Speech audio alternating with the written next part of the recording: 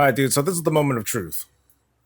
What kind of set bonuses do we have for our class? Forget what they look like. Hell, I forgot what the Paladin one looked like. Oh no, there were huge wings. But let's see what the rest looks like, along with the chat. So, two piece for blood decays. When you have one or more bone shield charges, the damage you take is reduced by 2% up to whatever the cap is. Losing a charge has a chance to reduce the damage you take by an additional 1%. Wait. So while you have one or more charge, so you only take 2% less damage. But then when you lose a charge, then it's 3. That's not a lot. Oh well. Four piece, your damage is increased by 1% per active. Well, I guess we shouldn't take a look at. We shouldn't pay too much attention to the numbers, to the values quite yet. But hey, your damage is increased. But if you take damage while below 6 bone shield charges, it has a chance to generate 1 to. But oh, so it's kind of like a permanent bone shield. That's kind of neat. So it basically loops into like a passive damage reduction sort of thing. Neat. Frost Decay, 2 piece. Your runic power spending abilities deal more damage. Easy. 4 piece. Consuming runic power has a chance to increase your strength by, okay, very straightforward, more dam. DKs, your minions deal more damage. Cool. 4 piece. When you summon a minion, your haste is increased by 2% up to 8% for 8 seconds. I'm not quite sure what the rates of summoning happens, but it sounds like it's going to be fast enough where you can possibly have an almost 8% haste increase kind of all the time, or at a steady pace. That's neat. All right. Demon Hunters. DPS dudes first. Blade Tans does more damage. Cool. Chaos Strike does more damage and has a chance to reset the cooldown of Blade Dance. Loop's pretty easy loop, not bad. Soul Cleave deals 50%. So for tanky dudes, Demon Hunters, Soul Cleave deals 15% increased damage and has a 35% chance to shatter a lesser soul for more healing stuff from a target that it hits. I wonder if I change that into Spirit Bomb, does it change to that instead? I don't know. Consuming a soul fragment increases the damage and healing of your next fell devastation by basically 30%. Okay, that's cool. Druids. For a second, I thought this said main of the Gallywix. I gotta get my eyes checked for sure. All right. Balance. Star Surge damage is increased. Starfall damage also increased. That's a 2 piece. 4 piece is Lunar Eclipse and Solar Eclipse each increase the astral power Wrath generates by 1. So, yeah, we're seeing like a trend of like pretty easy loops that just, more deeps, and maybe more reduction. Haven't seen healers yet, though. Feral, Tiger's Fury increases your chance to crit strike for 10 seconds, starting at 6 and increasing by 1 every 2 seconds for the remaining duration. So it goes up, so it's up to like 15, 16% or something like that. No, less than that. So it goes up to a little more than 10. Yeah. Okay. Easy. 4 piece. Crit strikes with your combo point generators increase the direct damage of your next big button by potentially a lot. Well, that feels fun. That feels like a cool kind of ramp up. Nice. All right. Tanky stuff. Thrash and Moonfire increase. Thrash and Moonfire increase your damage done and reduce the damage you take, stacking 3 times. So Moonbears stack this up a little bit faster, but I mean, it's pretty. That seems like really easy to maintain. It's just Thrash. So that's basically 3% reduction. Whoop-de-doo. And then Arcane damage you deal is increased by 5%, and bleed damage you deal is increased by 5%. So this particular, so we're seeing so far, we're seeing them shy away from having set bonuses that feel that kind of hamstring us into like, oh, you got to get that talent spec, or you got to choose that certain thing in that particular talent or hero talent spec in order to do well. It looks like kind of like similar to Dragonflight. They're shying away from that. they're getting folks, I guess, used to the class, and then maybe they'll deviate and do other things later. But it's also like they're doing like this double thing. Okay, it's Thrash and Moonfire. It's arcane damage and bleed damage. But then, of course, if you kind of double up, then it makes it even better. So, kind of see where it's coming from there. Resto. Regrowth, wild growth, and swiftman healing increased by more 4 piece. Your healing is increased by 8 when consuming Solifar's bonus. And for so just simple, more healing. Yeah, so chat's saying like, hey, it seems like these are safe bonuses that they're putting in. So I get it. All right. Evokers, starting with Augs. Upheaval deals more damage and increases the damage of your next 2 eruption casts by 30%. Whoop-de-doo. 4 piece, Ebonite increases the primary stats an additional 0.4% of your own every 2 seconds it remains active, up to 2%. That's kind of cool. I mean, I'm not quite sure how the double dip is going to work, based on their stats and how it increases the other person's stats and so on. But, and there's a second thing here: augmentation, and no, that's just a repeat. Sorry. Also a repeat.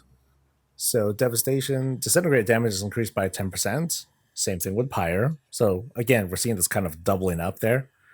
4 piece, Eternity Surge's cooldown is decreased by 5% by 5 seconds, and it now grants Essence Burst. Oh, that's cool. I barely know what it means, but I think that's cool. Healies, Reversion and Emerald Blossom heal an injured ally within 30 yards. Ooh. Wow, they get an extra 5 yards. Holla at that, man. And then Verdant Embrace, 4 piece Verdant Embrace increases the healing of your next reversion by quite a bit. Okay, so more reversion. That's not the Absorby. That's the healing one. Okay. All right, Hunters. First, the best spec. Barb Shot further increases your pet's attack speed by 5%. Easy. Your pet's attacks have a 10% chance to increase all pet damage you deal by. So basically, your pets have more damage. That's a bit too easy. Marksman, Arcane Shot and Multi-Shot increased by 20%. So again, doubling up on both single and multi-target stuff. Consuming precise shots increases the damage of your next aim shot, stacking up to 2 times. Okay. And then survival wildfire damage is up, and the 4 piece makes your Mongoose or Raptor Strike deal more damage to targets that are affected by wildfire bomb. Again, very straightforward. Mages. For arcanes, Arcane Blast and Arcane Explosion damage is increased. Casting Arcane Blast or Explosion has a 10% chance, ooh, this is different, a chance to make your next barrage deal 10% increased damage and generate 4 arcane charges. So that feels like one of the bigger adjustments to player behavior from these sets that we've seen so far. It kind of changes the gameplay a little bit. Fire, 2 piece bonus. Phoenix Flames damage is increased. This amount is increased to more on its primary target. Cool. 4 piece. After dealing damage, Phoenix Flames has a chance to return to you, refunding 1% of the cooldown and granting you 6% increased spell damage for 10 seconds. I mean, I'm sure this 1% might be adjusted a little bit, but still cool. Frost, the best one. Ice Lance damage is increased, and Fingers of Frost increases the damage of your next frozen orb, stacking up to 10 times. Okay, that kind of, I guess that, within that time, will you get your frozen orb to stack up to that 10? Is this like an immediate 100% more damage? Not necessarily, but maybe it'll be close to that. And then Frozen Orb increases Ice Lance's damage by 15% for 15 seconds. Okay, so that's a nice. That it definitely feels even more so that Frozen Orb feels like a soft DPS cooldown to smash dudes with. So, sorry, allergies are like starting to get to me. Monks. Tanky Monks, Blackout Kick and Keg Smash deal more damage, and Shuffle also grants some damage. So just straight up 3% less damage. Easy. 4 piece, Blackout Kick increases your damage dealt by 1%, but by something for 15 seconds. It stacks and it has a chance to reset the cooldown of Keg Smash and make its next cast cost no energy. Nice. More Keg Smash. Mistweaver. Enveloping Mist and Renewing Mist healing is increased by 10%. Vivify, for the 4-piece, Vivify extends the duration of Renewing Mist and Enveloping Mist on its primary target. So I'm not familiar enough with Mistweavers, but I'm not quite sure how helpful that is for like people who do the fist weave techniques and stuff. Maybe it's good, I think. Because how often do they Vivify? I'm not sure. Okay, so Windwalker. Tiger Palm increases the damage of your next melee ability by a certain amount. Or the 4-piece. Your other melee abilities increase the damage of your next Tiger Palm by 25% stacking. So it's kind of like a combo sort of thing. Oh, and Tiger Palm's damage is dealt onto nearby enemies, and it's AoE. Okay, cool. 15%, not a lot, but hey, something. And then that is a repeat. Okay, now for the greatest class.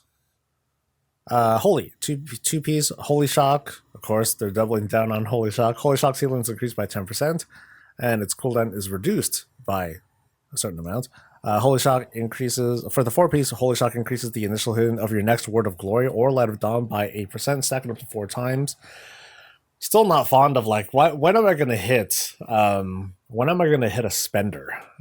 Or what would make you want to hit Word of Glory as a spender? I guess it's like, if I know there's only one target dying, it's behind me, and I don't want to cast, and I don't have Holy Shock available, it feels like there's a lot of conditions that'll make me hit Word of Glory, as opposed to anything. Now for the greatest spec in the game. Shield of the Righteous deals more damage and grants 3% damage reduction, so that's kind of like the baseline sort of thing for all the tanks, it seems like. And then 4-piece, casting a Holy Power ability increases the damage and healing that you deal during your next Avenging Wrath by 0.5%, and it stacks. Okay, let me read this again. Casting a Holy Power ability, like my shield thing, increases the damage and healing that I deal during my next Avenging Wrath by a certain amount. So while we don't know what the stacking is, I don't know what it would be.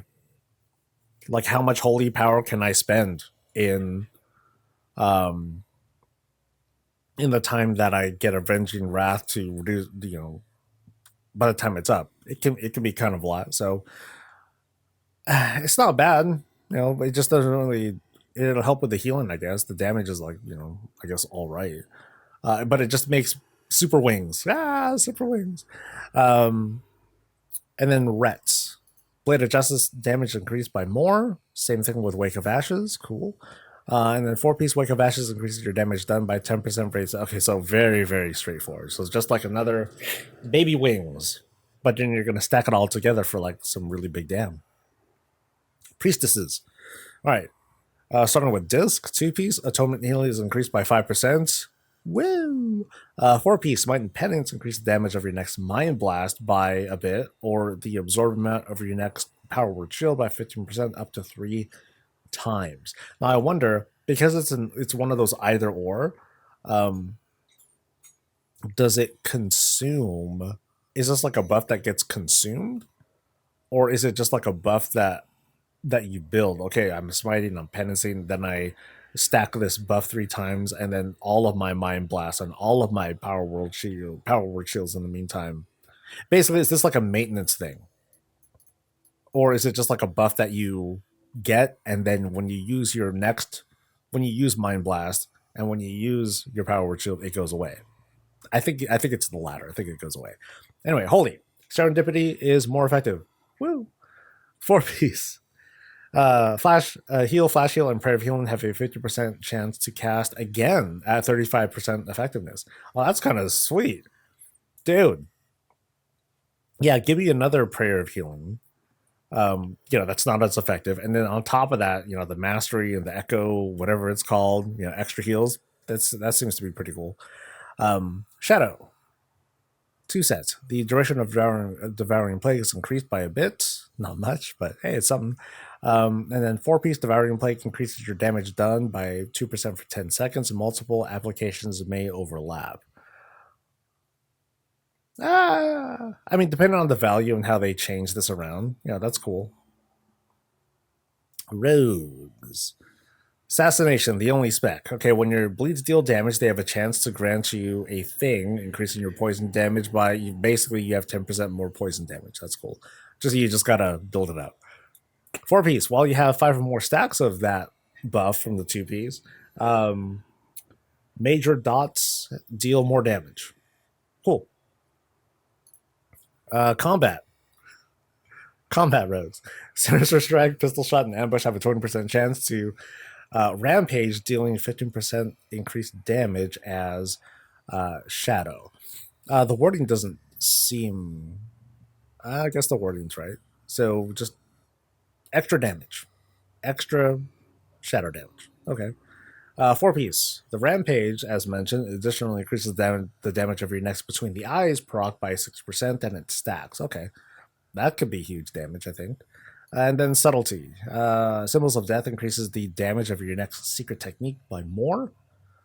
And then 4-piece, your secret technique increases the damage of your other finishing moves by a certain amount for 7. Okay. Shaman. Starting with Ellie. Elemental blast and earth shock damage is increased by 25%. Like a lot of these classes, I'm not too familiar with the hero talents, so I'm not quite sure like what sort of hero talents like hamstring you into using certain abilities. But it seems like the talents are trying their best to be friendly, and not they try to avoid people from making choices they don't want to make. And the 2-piece gives more earthquake damage. Woo. 4-piece, spending Maelstrom gives you more crits and more crit damage dealt. Sweet. And then enhancement, 2-piece, Storm Strike, Lava Lash, all the good stuff, deals more damage. Sweet. And then the 4-piece Feral Spirits last 100% longer. If I recall, Feral Spirits not only do they like do the damage, but they offer like depending on how you spec, I think they offer additional buffs of sorts that are like pretty good. So that's pretty neat. And then Resto. Tidal Waves increase the healing of affected spells by 10%. Easy. So just proc that a lot. And then Tidal Waves is 80% more effective and reduces the mana cost of effective spells by 8%. That's cool too. Too bad there's nothing on Healing Stream Totem because that's the best. That's the best. Absolutely. And then locks. Affliction. Malefic Rapture damage is increased by more, and its crit chance is increased by 10%. Is kind of a lot. That's a lot of crit chance. And then the 4-piece, the Rapture also has a chance to increase damage dealt by your Agony, by all your good stuff by 15% for 8 seconds. That's also pretty good. Demo, 2-piece. Your primary demon deals more damage, and your Shadow Bolt damage is increased by a lot, 50%. I mean, do you really cast it that much? Not so much, but hey, it's there. You got to build your shard somehow. And then 4-piece Shadow Bolt has a chance to enrage your primary Fel Guard, increasing the damage of their next Legion strike by 300%. Oh, so you want to spam that? Yeah, that feels like a cool synergy. That feels more fun, but probably because it's a pet class. Way more fun than the Beastmaster one. That one was what? It was just like when your pets deal damage, they get a chance to proc a buff that makes them deal more damage, and this one feels a bit more interactive. Destro 2-piece Incinerate critical strike chance is increased, and Conflag is increased by a little bit more. Cool. That's actually a lot. That's a lot of crit chance, to be honest. And then 4-piece, when it critically strikes, your fire damage is increased by 5%. Okay, so that's like just more damn, of course. And then finally, I think Warriors. 2-piece for arms, Mortal Strike and Cleave increase the damage of your next Overpower by 10%. Easy. But when Overpower has its cooldown reset by this thing, your next Mortal Strike or Cleave again has its damage increased by 10%, and its crit strike chance is increased as well. So you're easy loot back. Fury, Bloodthirst, emphasis on Bloodthirst, increases the damage of your next Rampage by 10%, and when the Raging Blow resets its own cooldown, the damage of your next Bloodthirst is increased by more. That kind of reminds me of like one of the talents where like there was like a passive fury thing where it's like, okay, you don't have raging blow, you just do more attacks and stuff.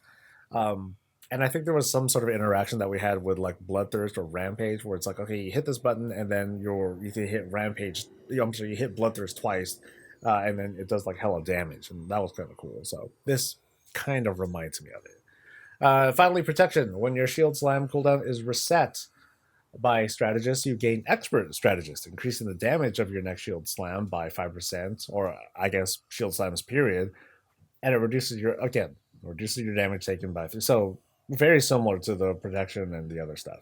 And then the 4-piece shield slam critical strikes increases the damage dealt by thunderclap and revenge by 10% for 8 segundos. And that is it. Cool. Not bad. Any favorites? Anyone? I mean, these are safe. These are very, very safe bonuses. Very easy to tune and adjust for, whatever, for the first tier. As they go, if things are underperforming, overperforming, that these are things that they can touch. They can touch the classes themselves, hero talents, um, set bonuses, and what have you. And that's the chaos of it, right? That's the chaos of tuning stuff in this video game. People were talking earlier about how Final Fantasy 14 as an example is like really easy to balance and stuff, but part of why it's easy to balance is because they don't have like these wild variables that the World of Warcraft has. And I was only trying to make the point that the two games are just built differently. One game doesn't have all these variables, the other does, and there are consequences to that, and I think that's cool. So that is the impromptu tier set video that I wanted to throw together. Cool. Like the video, subscribe. See you guys next time. Stay safe, stay healthy, and stay breezy.